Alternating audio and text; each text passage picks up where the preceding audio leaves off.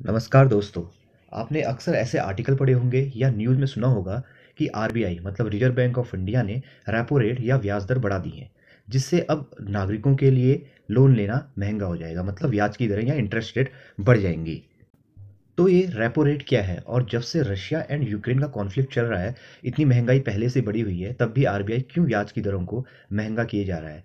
क्या इससे आम नागरिकों पर कोई फ़र्क नहीं पड़ेगा? क्या इससे कोई महंगाई पर कोई असर नहीं पड़ेगा? इससे महंगाई कम होगी या महंगाई बढ़ेगी? इसी टॉपिक पर आज हम डिस्कस करेंगे, तो प्लीज़ वीडियो को शेयर कीजिए और वीडियो के अंत तक बने रहिए। MPC decided by a majority of 5 members out of 6, and you guessed it right, to increase the policy repo rate by 50 basis points to 5.9% with immediate effect. तो repo rate समझने से पहले पहले हमें समझते हैं कि बैंक लोन देने के लिए रुपये लेके कहाँ से आता है। देखिए, जब कोई भी कस्टमर बैंक में खाता खुलाता है तो कुछ उसे कुछ ना कुछ डिपॉजिट के तौर पर जमा करना पड़ता है, और इसमें इस डिपॉजिट पर हमको ब्याज भी मिलता है, और उसी डिपॉजिट को बैंक लोन के तौर पर दूसरों को दे सकता है। दूसरा तरीका है कि बैंक के पास अपनी कुछ कैपिटल होती है, उस कैपिटल को भी लोगों को लोन के तौर पर दे सकता है। और तीसरा तरीका हो सकता है कि बैंक आरबीआई या अदर इंस्टीट्यूशन से बोरो करे, मतलब आरबीआई पहले बैंक खुद लोन ले और उसके बाद लोन में लोगों को रुपया दे।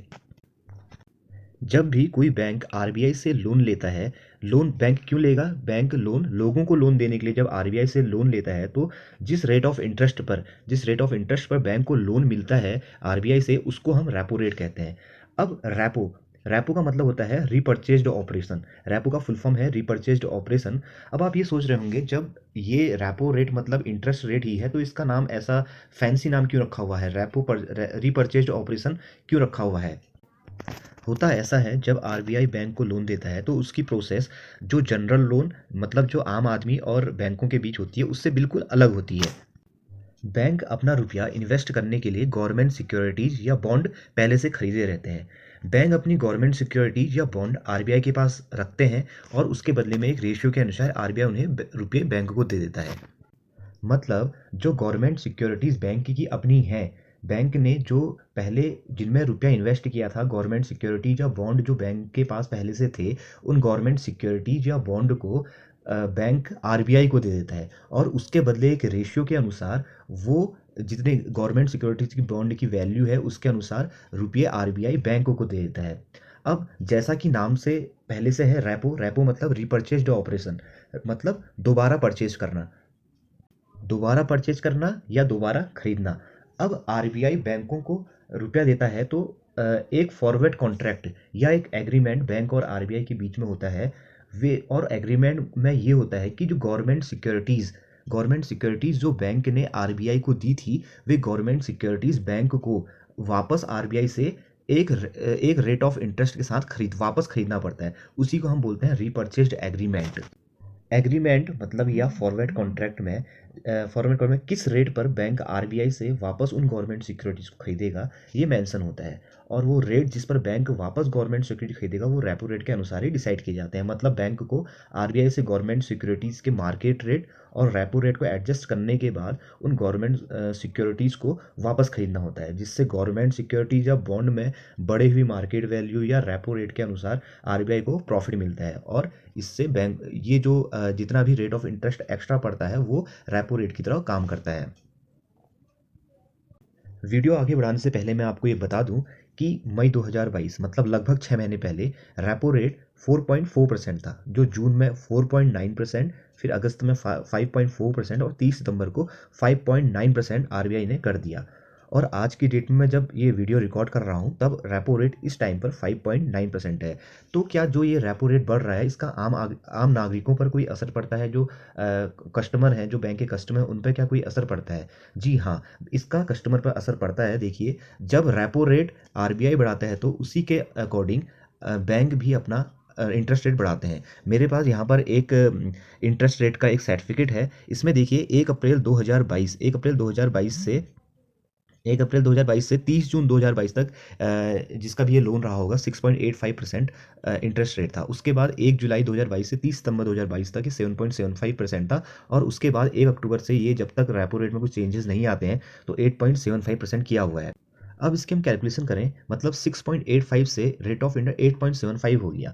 मतलब एक साल में जिस भी कस्टमर का ये लोन का इंटरेस्ट सर्टिफिकेट है, इंटरेस्ट स्टेटमेंट, मूवमेंट स्टेटमेंट है, उसके अकॉर्डिंग उसको एक साल में 15,800 रुपये extra as a interest bank को देना पड़ेगा। तो ये किया क्यों जा रहा है? रशिया और यूक्रेन की जब से कॉन्फ्लिक्ट स्टार्ट हुई है, तब से हम देख रहे हैं कि हर एक जगह पर महंगाई बढ़ते जा रही है। उसके बाद आरबीआई रेट ऑफ इंटरेस्ट बढ़ा देता है। आरबीआई रेट ऑफ इंटरेस्ट बढ़ाता है तो बैंक भी रेट ऑफ इंटरेस्ट बढ़ा देते हैं, जिससे आम आदमी को, जैसे इसके एग्जाम्पल में था 15,800 के समथिंग, इस आदमी को एक साल में एक्स्ट्रा देने पड़ते हैं। मतलब उस पर ज़्यादा लोड पड़ता है। तो आरबीआई ऐसा क्यों कर रहा है? महंगाई में और लोन लेना महंगा क्यों कर रहा है? क्या इससे कुछ फ़ायदे होने वाले हैं या इससे नुकसान होंगे? कोरोना के बाद और रशिया यूक्रेन कॉन्फ्लिक्ट के बाद मार्केट से सप्लाई कम हो गई, और जिसका मतलब डिमांड और सप्लाई में इम्बैलेंस आ गया। सप्लाई कम होगी तो डिमांड और सप्लाई के में इम्बैलेंस आ गया। इसको हम ऐसे समझते हैं, सपोज कीजिए किसी एरिया या किसी कंट्री में सिर्फ 50 लोग रहते हैं और उस कंट्री की सप्लाई पूरी दुनिया से कट हो गई है। अब उस कंट्री या एरिया में सपोज कीजिए लिमिटेड 5 केजी ऑफ वीट बचा हुआ है, 5 केजी ऑफ गेहूँ बचा हुआ है। मतलब उस जो 50 लोग जो वहाँ रहते हैं उनकी डिमांड तो है, बट अब सप्लाई गेहूँ की नहीं है। तो वहाँ क्या है, वहाँ की सप्लाई और डिमांड के बीच में एक इम्बैलेंस आ गया। अब लोग क्या करेंगे, लोगों को खाना खाना तो है ही, लोग ज़्यादा से ज़्यादा रुपया देकर, जिनके पास रुपया होगा ज़्यादा से ज़्यादा रुपया देकर भी गेहूं को खरीदना चाहेंगे। और उससे क्या होगा, डिमांड और सप्लाई की वजह से, सप्लाई के इम्बैलेंस की वजह से हल्के हल्के महंगाई बढ़ने लगेगी।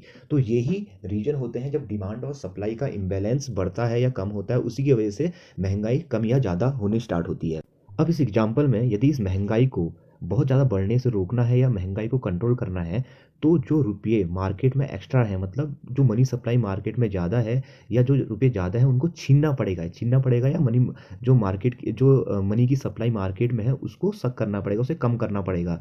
जिससे क्या होगा, लोग ज़्यादा रुपया खर्च नहीं करेंगे, ज़्यादा रुपया अंधाधुंध पैसा नहीं खर्च करेंगे, और उससे जो महंगाई है वो ज़्यादा नहीं बढ़ेगी या महंगाई कंट्रोल में रहेगी। अब जब आरबीआई इंटरेस्ट रेट बढ़ाता है या रेपो रेट बढ़ाता है, तो उससे जो एक्स्ट्रा लिक्विडिटी जो मार्केट में है या जो मनी सप्लाई मार्केट में ज़्यादा है, उसको आरबीआई रेट ऑफ इंटरेस्ट बढ़ाकर या रेपो रेट बढ़ाकर उस एक्स्ट्रा मनी सप्लाई को एब्जॉर्ब कर लेता है। मतलब उससे डिमांड और सप्लाई के बीच में बैलेंस बन जाता है। ज़्यादा रुपया मार्केट में नहीं रहेगा, ज़्यादा मनी सप्लाई मार्केट में नहीं रहेगी, उसको आरबीआई एब्जॉर्ब करने की कोशिश करता है रेपो रेट या बैंक के रेट बढ़ाकर।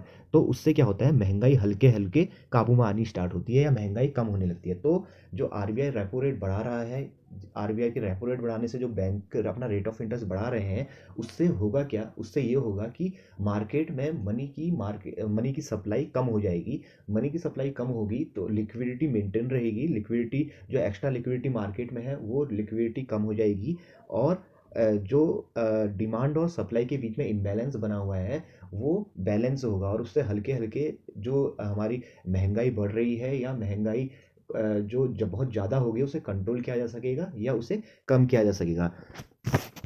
आई होप कि आपको ये वीडियो पसंद आई होगी, और यदि आपको इस वीडियो से कुछ भी नया सीखने को मिला तो प्लीज़ इसे शेयर कीजिए, सब्सक्राइब कीजिए। Thank you.